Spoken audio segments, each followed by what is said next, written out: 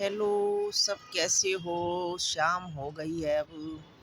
पूजा पाठ का टाइम हो रहा है और शीतला माता पे अब आरती हो रही है। थोड़ा छत पर घूमने आए हैं, मन परेशान उदास था थोड़ा।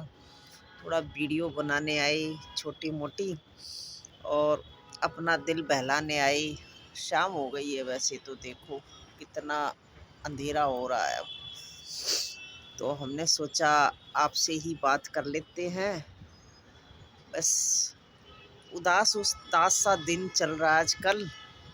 तेज हवाएं चल रही हैं और ऐसे ही मन भी थोड़ा उदास उदास सा हो रहा है। तो हमने सोचा आप सबसे ही बात करके मन की शांति हो जाएगी। दिल भी रो रहा है, पता नहीं क्यों रो रहा है, ये नहीं पता।